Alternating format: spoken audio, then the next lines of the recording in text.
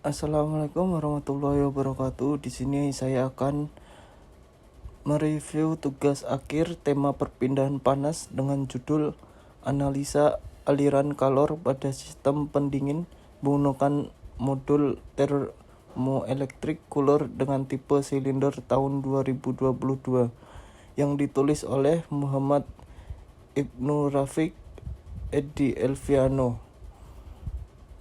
Pada slide pertama saya akan menjelaskan tujuan penelitian untuk menghitung laju aliran kalor modul termoelektrik cooler tipe silinder untuk mengetahui cara pengaplikasian modul termoelektrik sebagai alat pendingin pada modul termoelektrik cooler tipe silinder untuk mengetahui penghambat kinerja alat pendingin showcase mini tipe silinder.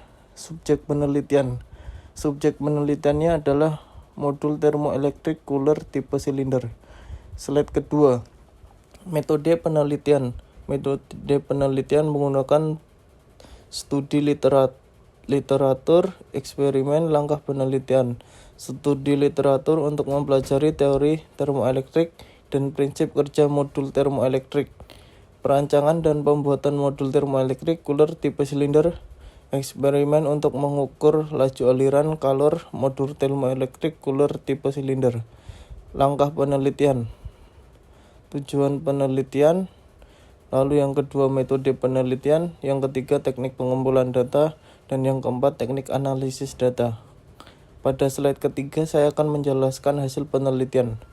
Laju aliran kalor modul termoelektrik cooler tipe silinder dapat dihitung menggunakan persamaan Q sama dengan V kali P kali dt, di mana Q adalah laju aliran kalor, V adalah tegangan kerja modul elektrik, P adalah koefisien termoelektrik modul termoelektrik. dt adalah perbedaan temperatur antara sisi panas dan dingin modul termoelektrik. Laju aliran kalor modul termoelektrik cooler tipe silinder dapat ditingkatkan dengan meningkatkan tegangan kerja dan perbedaan temperatur antara sisi panas dan dingin modul termoelektrik. Pada slide kelima saya akan menjelaskan tentang kelebihan penelitian. Penelitian ini merupakan penelitian pertama yang dilakukan di Indonesia untuk menganalisis aliran kalor pada sistem pendingin menggunakan modul termoelektrik cooler tipe silinder.